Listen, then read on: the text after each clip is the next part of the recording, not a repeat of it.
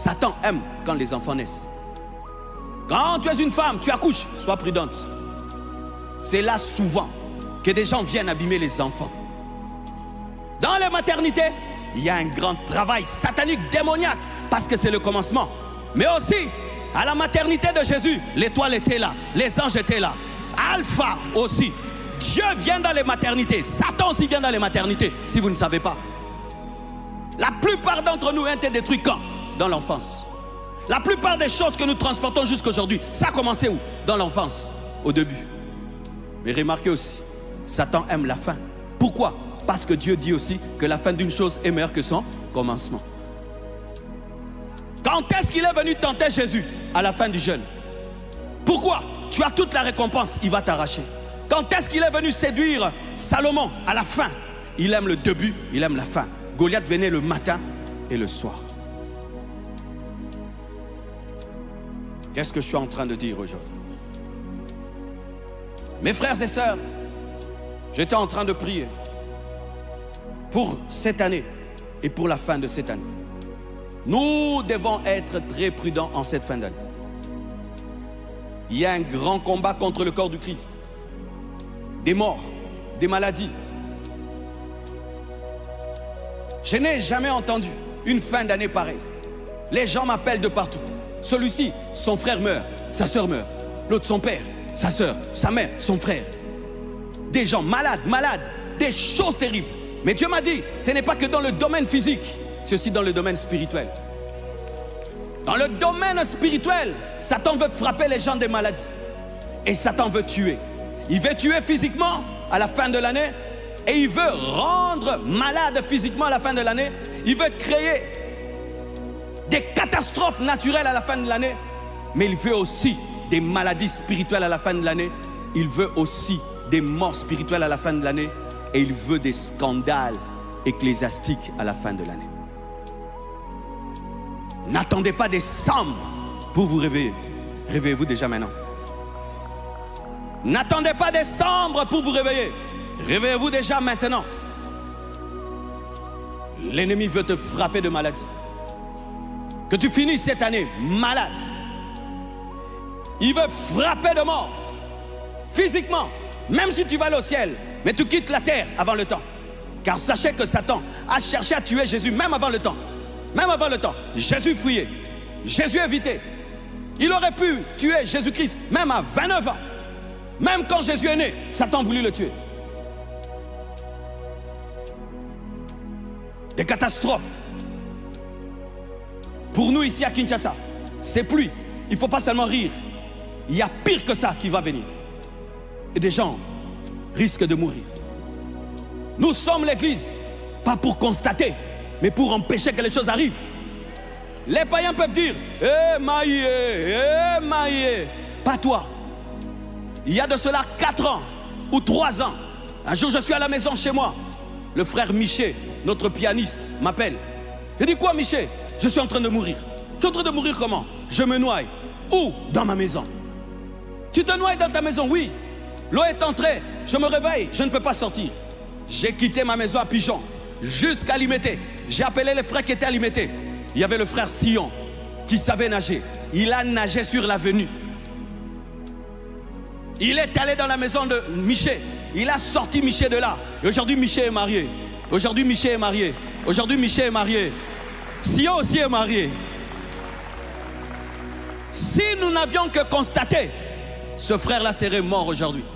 Aujourd'hui, c'est une bénédiction pour l'Église et pour le monde entier. Parmi les meilleurs pianistes du Congo, vrai ou faux?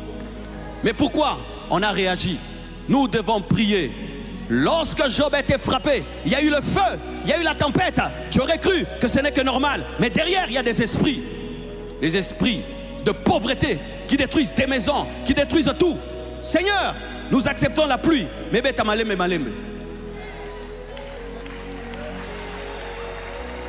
Nous pouvons prier, nous pouvons prier. Moi j'ai prié pour la pluie d'aujourd'hui. Quand elle a commencé encore, j'ai dit Dieu, non. Si ça continue comme ça, nous aurons des inondations.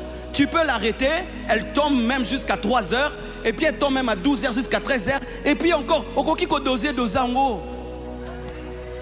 Tout est possible à celui qui croit. Et donne-moi l'amen. Oh Oh, le gouvernement, oui. Le gouvernement a le travail de faire les routes et les caniveaux. Mais en attendant qu'il fasse les caniveaux, que notre prière puisse aider le roi. Sinon, ce sera un de tes amis qui va mourir dans l'eau. Ce sera ta maison qui sera détruite. Ce sera ta voiture qui sera emportée. Mais en attendant qu'il y ait les routes, en attendant qu'il y ait les caniveaux, notre prière peut faire qu'une pluie de 200 000 litres puisse être divisée en 10 litres, 10 litres, 10 litres, 10 litres, 10 litres, 10 litres. Ah! Tout dépend. Nous prions qu'Élie a arrêté la pluie. Nous pouvons aussi doser la pluie. Si Élie a arrêté la pluie, on peut doser la pluie. Nous voulons qu'il pleuve parce qu'il faut s'aimer pour récolter. Mais qu'il pleuve bien. Qu'il pleuve bien. Et l'excès, qu'il envoie ça au Mali. Qu'il envoie, là on demande la pluie. On peut prier comme ça.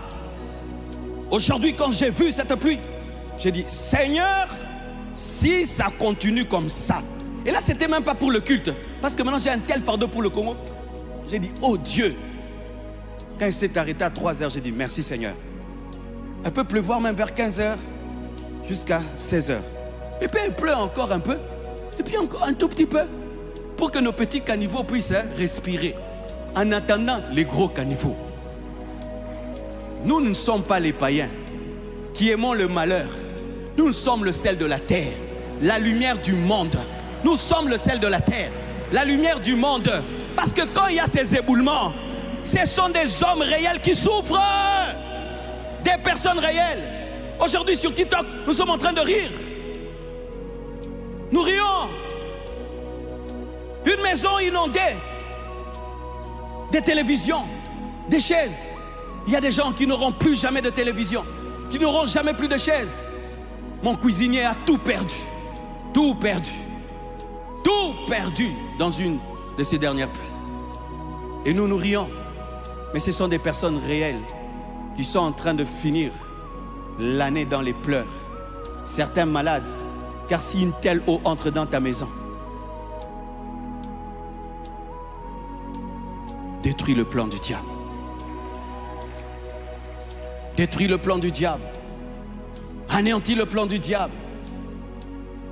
Refuse la mort. Refuse la maladie. Et voici, quand une petite maladie commence, ne la négligez pas. Prenez-la au sérieux. Quand tu sens une petite maladie qui commence, toi qui aimes négliger la maladie, prends cette maladie au sérieux. Sors de là rapidement. Car parmi vous, il y a des gens qui négligent la maladie. Quand il est malade, il ne s'en occupe pas. Il va s'en occuper après 2 semaines. Et après, c'est trop tard. J'ai perdu quelqu'un que j'aimais beaucoup parce qu'il a seulement négligé une petite fièvre. Il a fait de l'automédication et quand il est allé à l'hôpital, c'était trop tard. Il est mort d'une maladie qui nous a énervés. Pourquoi? La négligence. Car lorsque le diable attaque par la maladie, il vient avec la mort.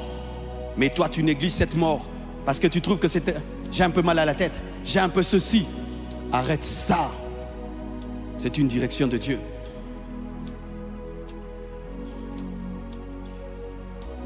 Sur le plan spirituel, Satan veut te donner une maladie. Il veut que en ces derniers mois, que tu retournes à un péché. À un péché que tu avais abandonné. Il va vouloir te ramener ça à la fin de l'année. Toute l'année, tu n'étais pas dedans. Mais il va faire qu'à la fin de l'année, tu attrapes une maladie spirituelle. Comme ça, il va bloquer le plan de Dieu dans ta vie. Parce qu'il connaît Dieu. Il sait que Dieu bénit dans la sainteté. Il sait que Dieu bénit dans la pureté. Il sait que si tu es dans le péché, même si Dieu a promis, ça n'arrivera pas. Il a déjà fait avec Adam, il a déjà fait avec Ève. Ne reprenez pas vos anciens péchés. Ne tolérez pas des péchés de fin d'année. N'entrez pas dans l'impudicité. N'entrez pas dans l'alcool. N'entrez pas dans l'ivrognerie. N'entrez pas dans la distraction, dans un esprit fêtard. Un esprit de fête, de distraction. Ne reprends pas une relation mauvaise que tu avais abandonnée. Quelqu'un qui avait quitté ta vie, qui t'avait amené au péché, va vouloir revenir. Et je vous parle à nous tous. Va vouloir revenir à la fin de l'année, afin de nous détruire. Même toi qui me suis sur Internet, fais très attention. Il y a quelqu'un qui voudra revenir dans ta vie à la fin de l'année pour te détruire en décembre, pour te faire pécher en décembre, pour te donner une maladie, pour détruire ta vie, ta réputation, te voler ton onction, la plénitude du Saint-Esprit. Faites attention. Rendre malade spirituellement, mais tuer aussi spirituellement. C'est-à-dire t'amener à abandonner Dieu. Pour certains ici, le plan du diable pour toi cette année, c'est que tu ne finisses pas chrétien. Tu as senti le processus a commencé. Tu commences à avoir un détachement pour Jésus. Tu commences à te poser des questions même sur la Bible. Tu commences même à douter de la Bible. Tu commences à douter de la saine doctrine. Tu commences à douter de l'existence de Dieu. C'est ce processus de mort qui a commencé dans ta vie. Tu ne pries plus. Tu n'adores plus.